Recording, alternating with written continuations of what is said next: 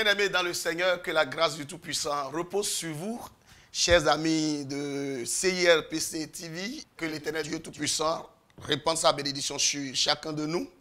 Je sais que vous êtes très nombreux à nous suivre à cet instant et que l'Éternel notre Père est en train de répandre sa bénédiction sur vous. Le thème sur lequel nous allons nous entretenir en ce moment est intitulé « Le secret de la glorieuse nuée ». Le secret de la glorieuse nuée. Ce thème est tiré du livre de Chroniques, le deuxième livre de Chroniques au chapitre 5. Je vais lire du verset 11 au verset 14. 2 Chroniques 5, verset 11 à 14, je lis la parole de Dieu. Au moment où les sacrificateurs sortirent du lieu saint, car tous les sacrificateurs présents s'étaient sanctifiés sans observer l'ordre des classes. Et tous les Lévites qui étaient chantres, Asaph, Éman, Jédouton, les fils et leurs frères, revêtus de bisus, se tenaient à l'orient de l'autel avec des cymbales, des luttes et des harpes, et avaient auprès d'eux 120 sacrificateurs sonnant des trompettes. Et lorsque ceux qui sonnaient des trompettes et ceux qui chantaient s'unissent d'un même accord pour célébrer et pour louer l'Éternel, firent retentir les trompettes, les cymbales et les autres instruments, et célébrèrent l'Éternel par ses paroles, car il est bon, car sa miséricorde dure à toujours. En ce moment, la maison de l'Éternel fut remplie d'une nuée. Les sacrificateurs ne purent pas y rester pour faire le service à cause de la nuée, car la gloire de l'Éternel remplissait la maison de Dieu. Que l'Éternel Dieu bénisse une fois encore chacun de vous. Nous sommes conscients de ce que l'Éternel veut que nous puissions nous retrouver dans sa présence pendant ces moments de louange, pendant ces moments de célébration. Nous sommes conscients que l'Éternel nous veut tous ensemble pour jouer, pour chanter, pour célébrer son nom. Nous sommes très conscients de ce que la louange représente pour notre Seigneur. Dans Hébreux chapitre 13, verset 15, la Bible dit que c'est un sacrifice qu'il reçoit de nous. Mais ce qui se passe en notre sein, que ce soit au niveau des chantres qu'au niveau du peuple, c'est que nous remarquons qu'aujourd'hui, quand nous célébrons le Seigneur, cette glorieuse nuée qui représente la manifestation de sa présence est rare. Cette glorieuse nuée qui vient répandre sur nous la présence et la bénédiction du Seigneur est pratiquement chose très, très, très rare. Et pendant nos cultes, nous passons plus de moments à transpirer, à chanter, à gesticuler. Et à la fin, au lieu de repartir avec la joie du Seigneur, nous sentons que ce moment passé dans la présence de Dieu n'a pas été un sacrifice agréé, apprécié, accepté. Et à la fin d'un culte ou à la fin d'une célébration, au lieu que nous puissions repartir avec la joie que le Seigneur nous a accordée à cause de l'offrande, à cause du sacrifice que nous lui avons apporté, nous sentons qu'entre nous, surtout entre les chantres, entre ceux qui constituent l'équipe de louange, quelque chose commence par accrocher, des accrochages, des mots durs, l'arrogance, beaucoup de choses pour frustrer l'un l'autre, accuser l'un ou l'autre. Et pourtant, ça n'a pas été la faute de quiconque, ça a été la faute de tout le monde. La faute a été commune. Bien-aimés dans le Seigneur, qu'est-ce qui fait qu'aujourd'hui, nos rencontres soient privées de la gloire de Dieu? Qu'est-ce qui fait qu'aujourd'hui, nos moments de célébration ne soient pas couronnés, attestés par la visitation manifeste du Seigneur? Qu'est-ce qui fait qu'aujourd'hui, le Dieu omniprésent, qui était là même avant qu'on ne vienne, passe ou bien nous laisse passer tout ce temps-là sans se manifester? Qu'est-ce qui fait qu'aujourd'hui, des fois, on sent qu'au niveau du groupe de louanges, la louange passe là-bas, mais qu'au niveau du peuple, ça ne passe point? Qu'est-ce qui sépare le groupe du peuple? Quel est ce rideau invisible qui empêche la communion de se manifester? Dieu veut siéger dans la louange de son peuple. Et qu'est-ce qui fait que le peuple se retrouve aujourd'hui dormant, somnolent, indifférent? Qu'est-ce qui fait qu'aujourd'hui, on passe tout un moment, peut-être 30 minutes, 1 heure de célébration, sans que personne ne bouge dans la salle? Qu'est-ce qui fait qu'aujourd'hui, on passe des moments de célébration sans que nous sentions Dieu en train de recevoir quelque chose de notre part. Bien-aimés dans le Seigneur, je crois que chacun de nous doit s'interpeller et nous devons chercher à savoir ce qui a été le secret de nos aînés. Ce qui a amené les aînés à parvenir facilement à cette glorieuse nuée que nous recherchons. Puisque la glorieuse nuée est la réponse du divin à l'humain. C'est la glorieuse nuée qui montre que l'Éternel s'est manifesté, que l'Éternel a accepté, que l'Éternel nous a visités, que l'Éternel était d'accord avec nous. Et nous devons savoir que Dieu ne pourra jamais vouloir empêcher son peuple de venir dans sa présence ou empêcher son peuple de lui offrir des sacrifices. Pourquoi? Parce que dans le livre d'Éphésiens chapitre 1, la Bible nous dit du verset 11 au verset 12 que c'est pour ça qu'il nous a rachetés. Alors, où se trouve le problème? Bien-aimés dans le Seigneur, ici dans le livre de 2 Chroniques chapitre 5, quand nous descendons encore dans le passage que nous avons lu, nous entendrons au verset 13 que lorsque ceux qui sonnaient des trompettes et ceux qui chantaient s'unissant d'un même accord pour célébrer, d'un même accord, c'est là effectivement que le problème se trouve. Aujourd'hui, il nous est difficile d'avoir le commun accord, alors que Dieu nous veut dans le commun accord. Et la Bible va nous dire dans le livre de Matthieu au chapitre 18, au verset 19, que si deux d'entre nous s'accordent, bien aimé, Dieu aime l'accord. Dieu n'aime pas le désaccord. Et quand nous regardons aujourd'hui au statut de nos équipes de louanges, quand nous regardons, je dis équipe de louanges, je vais y revenir, parce que là encore se pose un problème. Nous avons des orchestres. Nous avons des groupes au lieu d'avoir des équipes. Nous avons des gens qui se mettent ensemble au lieu d'être un. Et comme ils ne sont pas un, Dieu ne descendant pas dans la division, Dieu est là, mais il ne se manifeste pas. Si déjà au sein de l'équipe, si déjà au sein du groupe qui veut nous conduire, il n'y a pas un esprit d'équipe, et quelqu'un va me dire pourquoi nous parlons d'équipe, et je vous dirai qu'un groupe, c'est un ensemble de personnes qui travaillent ensemble, point. Tandis qu'une équipe, c'est un groupe de personnes qui travaillent ensemble dans un esprit, dans l'objectif d'atteindre un but commun. Un but qu'ils avaient défini au début. Et nous savons que nos chorales, nos groupes de louanges, ou nos équipes de louanges, avant de venir dans la salle, savent déjà ce qui les amène. C'est conduire le peuple dans la présence de Dieu. C'est amener le peuple à célébrer Dieu dans un commun accord, dans une unité d'esprit. Alors, si nous savons déjà ce qui nous attend comme but, je pense qu'il nous sera facile normalement de l'atteindre. Mais aujourd'hui, nous connaissons le but. Le peuple sait qu'il est venu pour célébrer Dieu, pour toucher le cœur de Dieu. L'équipe sait qu'elle est là pour conduire le peuple à atteindre cet objectif. Et pourtant, ce n'est pas atteint. Ce n'est pas atteint parce que nous nous mettons ensemble, mais nous ne sommes pas un. Nous nous mettons ensemble sans le commun accord. Écoutez, quand on parle souvent de groupes de louanges, d'équipes de louanges et tout ça, c'est généralement un ensemble de musiciens. Et nous savons que la musique a l'habitude d'utiliser ce mot accord. Et quand j'ai jeté un coup d'œil à ce que la musique a dit par rapport à l'accord, la musique a défini l'accord comme une combinaison d'au moins 3 notes jouées simultanément. Une combinaison d'au moins 3 notes jouées simultanément. Et j'ai constaté que chaque fois qu'on joue un accord, on entend juste un mélange de notes. On entend juste une mélodie, un son.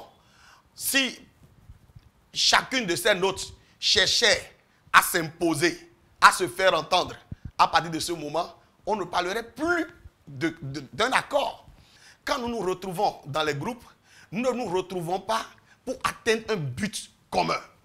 Nous nous retrouvons des fois sur le plan spirituel, il y a d'abord un désaccord, ou sur le plan spirituel ça va, et maintenant sur le plan technique, il y a des problèmes qui se posent. Donc chacun de nous ne vient pas pour venir combler le vide de l'autre. Quand nous nous retrouvons chacun avec sa vision, nous nous retrouvons chacun avec son objectif à atteindre, et puis en commun, on n'a pas un objectif commun. On n'a pas un but.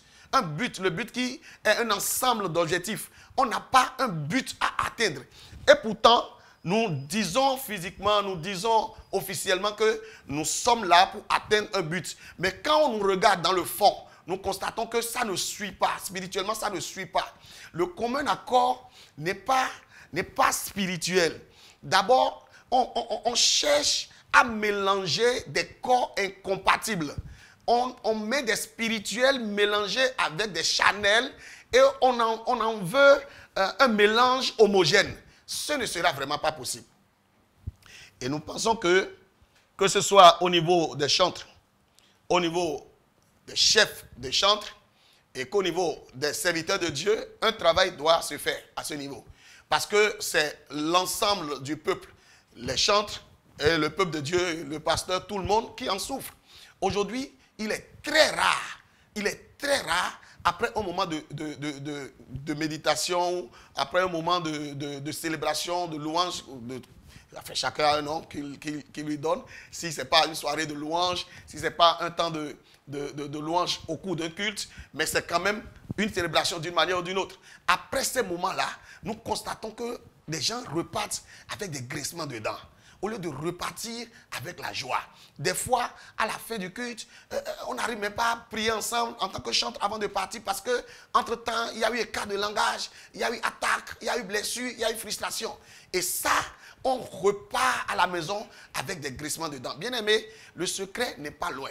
Le secret, c'est de repartir d'abord à la base. Est-ce que ceux qui constituent ces chorales, enfin, ces équipes, sont d'abord qualifiés pour ça? Pour mélanger et avoir un mélange et avoir une unité, il faut d'abord que les corps qui sont en train d'être mis ensemble soient compatibles. Si par exemple, il me plaît d'avoir de l'eau salée, je prends de l'eau, j'y mets quelques grains de sel, je tourne plus un moment et puis l'eau est salée. Je constate que le sel se dissout et puis ça va. Mais si j'avais mis plutôt quelques grains de sable, j'allais remuer durant toute ma vie, mais il n'y aura pas dissolution. Pourquoi? Parce que le sable n'est pas fait pour être dissous. Tandis que le sel, le sucre, eux autres, ils peuvent se dissoudre facilement dans l'eau. Dieu a fait chaque chose pour quelque chose. Est-ce que ceux qui constituent ces groupes-là, ou ces, bon, je ne vais pas dire équipe, parce que le plus souvent, quand c'est spirituellement, ça ne va pas, n'attendez pas que sur le plan technique aussi ça aille. D'abord spirituellement, est-ce que ceux qui constituent ces chorales-là, est-ce qu'ils sont nés de nouveau? Maintenant, est-ce qu'ils sont travaillés pour que leur moi soit brisé? Parce que pour qu'on ait accord, il faut que chacune des notes qui composent cet accord-là accepte d'abord de perdre leur son. Quand on joue un accord de Fa, les composants de cet accord n'auront pas à imposer leur son. Et ça fait appel à un autre mot spirituel ou un autre mot que nous avons l'habitude de rencontrer dans la Bible, que Jésus a utilisé dans le livre de Luc au chapitre 9, verset 23, où il parlait là, il dit si quelqu'un veut me suivre, il dit qu'il renonce à lui-même. Donc le secret, le plus grand secret pour avoir une entité, pour avoir une homogénéité dans les groupes, c'est le renoncement. Est-ce que du haut, le chef, le responsable, le président, le chef d'orchestre, ou quel nom, je ne sais pas quel titre vous pouvez lui donner, est-ce qu'il a appris à renoncer à lui-même, à écouter les autres, à recevoir des autres, à considérer les autres, à permettre à ce que les autres aussi travaillent? Est-ce qu'il est là dans l'intention de faire sortir les autres et les amener à la lumière? Est-ce qu'il est là pour servir? Est-ce qu'il est là pour servir le groupe ou il est là pour se servir du groupe? Ensuite, nous passons maintenant aux différents membres du groupe. Les premiers ouvriers, je veux parler de ceux qui entonnent les chants, ceux qui jouent les premiers rôles, ceux qui jouent le plus souvent les instruments. Il y a des gens dans les groupes qu'on appelle les cadres. Est-ce que les cadres savent pourquoi ils sont là? Est-ce qu'ils travaillent pour ça? Est-ce qu'ils connaissent la vision de cette équipe? Est-ce qu'ils travaillent pour que spirituellement, ce groupe devienne un groupe uni? Est-ce que tous ensemble, ils savent qu'ils ne peuvent jamais rien faire sans le maître de l'unité, c'est-à-dire Jésus, est-ce qu'ils sont tous là pour faire connaître Jésus ou chacun est là pour se faire connaître? Bien-aimés dans le Seigneur, si spirituellement ce problème n'est pas réglé, eh bien nos groupes vont continuer, pour ne pas dire nos équipes de louanges vont continuer par avoir problème. Si nous ne faisons pas de nos chorales des équipes et nous les laissons fonctionner dans le statut de groupe de louanges, cette discorde, cette mésentente, cette malentendu qu'il y a toujours en leur sein va toujours influencer le ministère qu'ils exercent et au niveau du corps, il ne sera pas possible d'avoir accès à cette nuée glorieuse. Bien-aimés, ce que chacun de nous apporte à Dieu comme louange, ce que chacun prépare de chez lui, quand on prie à la maison, on se prépare de la maison dans l'intention de venir présenter à Dieu un sacrifice de louange, il ne sera pas possible pour nous d'atteindre cet objectif si ceux qui sont chargés de nous conduire ne comprennent pas pourquoi ils sont là. Bien-aimés, il y a un exemple de la Bible qui m'instruit beaucoup, que je voudrais partager avec vous. Et chaque fois que je fais allusion à cet exemple-là, je me pose encore beaucoup de questions. Je me vois vraiment challengé. Et cet exemple se trouve dans le livre d'Exode. Exode chapitre 17, à partir du verset 8 jusqu'au verset 16 naturellement. Et la Bible nous dit ceci. Le combat contre les Amalécites. Amalek veut combattre Israël à Riphidim. Alors Moïse dit à Josué, choisis-nous des hommes. Sors et combat Amalek. Sors et combat Amalek. Demain, je me tiendrai sur le sommet de la colline, la verge de Dieu dans ma main. Josué fit ce que lui avait dit Moïse pour combattre Amalek. Et Moïse, Aaron et Hur montèrent au sommet de la colline. Lorsque Moïse élevait sa main, Israël était le plus fort. Et lorsqu'il abaissait sa main, Amalek était le plus fort. Les mains de Moïse étant fatiguées, parce que Moïse est un homme, bien sûr, ils prirent une pierre qu'ils placèrent sous lui et il s'assit dessus. Aaron et Hur soutenaient ses mains, l'un d'un côté, l'autre de l'autre. Et ses mains restaient fermes jusqu'au coucher du soleil. Et Josué vainquit Amalek et son peuple au tranchant de l'épée. L'Éternel dit à Moïse, écris cela dans le livre pour que le souvenir s'en conserve et déclare à Josué que j'effacerai la mémoire d'Amalek de dessous les cieux. Moïse bâtit un autel et lui donna pour nom l'Éternel ma bannière.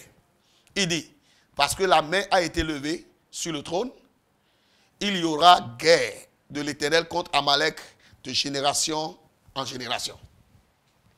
Ici, nous sommes en face d'une illustration très merveilleuse. Amalek attaquait Israël. Moïse, qui était leur leader, certainement, de l'Éternel, a reçu une instruction ou une inspiration qui devrait envoyer quelqu'un au front. Et ils ont envoyé Josué au front, comme un chef de guerre, en quelque sorte. Mais Moïse, lui, en tant que leader spirituel, devrait rester en connexion avec le Seigneur pour que ce ne soit pas au travers de l'épée qu'ils recherchent leur victoire. Et c'est là que je parlais tout à l'heure de chaque membre qui constitue l'équipe. Est-ce qu'ils savent qu'ils doivent se reposer sur l'Éternel et qu'ils ne doivent pas se reposer sur leur potentiel, sur leur connaissance, sur ce qu'ils savent faire, sur ce qu'ils connaissent? Bien-aimés, ici, Josué était au front en tant que chef de guerre. Il attaquait. Mais Moïse était sur la montagne, les mains levées vers l'Éternel, en train de demander la grâce de Dieu, le secours de Dieu, le soutien de Dieu. Bien-aimé, quand on parle de mains levées, ça fait allusion à la louange, ça fait allusion à l'adoration, ça fait allusion à la célébration. Bien-aimé dans le Seigneur, ce qui se passait, c'est que chaque fois que les mains de Moïse sont levées, Josué prend le dessus. Mais quand les mains de Moïse commencent par descendre, Josué est vaincu. Donc, il y avait une connexion entre Josué et Moïse. Et ce que Moïse faisait déterminait le résultat sur le terrain. Dans un groupe, il y a plusieurs personnes. Chacun a un rôle à jouer. Mais chacun de ceux qui sont là est important. Et on ne doit négliger personne. Celui qui entonne ne doit pas mépriser ceux qui sont au cœur. Il ne doit pas mépriser les instrumentistes. Le responsable ne doit pas mépriser les membres. Mais d'un commun accord, nous devons faire en sorte que même celui qui est dans le groupe, qui ne sait rien jouer, qui ne sait même pas chanter, mais lui, tout ce qu'il sait faire, c'est prier. On doit le considérer, lui donner sa place, le valoriser. On doit faire en sorte que chacun, les talents, le responsable, de par son leadership, doit savoir manager de façon à ce que chacun, les talents de chacun soient révélés. Il doit reconnaître, il doit essayer de discerner quel talent chacun a et positionner chacun à sa place. Quand chacun sera en train de jouer son rôle, eh bien, je suis certain qu'il y aura accord. Bien aimé, arrivé à un moment donné, la Bible nous dit que les mains de Moïse étaient affaiblies parce qu'il était vieux. Et ces mains-là descendaient involontairement. Moïse faisait de tout son effort, mais il n'arrivait plus à monter les mains parce qu'il était fatigué. Et en ce moment, les deux, Aaron et Hur, qui n'étaient du tout pas dans le classement, c'est à eux que Dieu a fait recours. Et Dieu les a envoyés pour aller soutenir Moïse. Bien aimé, au finish, ils ont eu le résultat. C'est le résultat qui est important. Et ici, pour nous chantres, le résultat, c'est toucher le cœur de Dieu. Le résultat, c'est laisser, c'est provoquer la manifestation de la nuée glorieuse. Le résultat, c'est faire en sorte que Dieu reçoive le sacrifice de son peuple. Le résultat, c'est faire en sorte que ne finissons pas, ne terminions pas avec des graissements de dents ou que ne terminions pas juste avec des habits mouillés, mais que nous terminions avec le cœur de Dieu réjoui. Aujourd'hui encore, la nuée glorieuse peut toujours se manifester. Aujourd'hui, plus que jamais, la nuée glorieuse peut se manifester. Parce que les chantres qui avaient fait en sorte que, qui avaient provoqué ou activé la nuée glorieuse dans 2 Chroniques, chapitre 5 que nous avons lu, c'était des chantres sur qui le Saint-Esprit venait juste pour le ministère et repartit. Je ne suis pas en train de les minimiser, je ne suis pas en train de nous classer, mais je suis en train de vous dire que la mort et la résurrection de Jésus nous a donné une grâce exceptionnelle. Et nous devons en profiter au maximum. Le Saint-Esprit est permanemment en nous. Aujourd'hui, le Saint-Esprit peut se répandre dans la vie de tous les membres d'un groupe. Et si chacun se laissait utiliser par le Seigneur, il sera autant utile pour le groupe pour que le résultat soit atteint, le but soit atteint, la nuée puisse se manifester. Si aujourd'hui, vous pouvez entendre la voix de l'Éternel, n'endurcissez pas votre cœur. Et certainement, la glorieuse nuée se manifestera encore. Que l'Éternel vous bénisse. Shalom.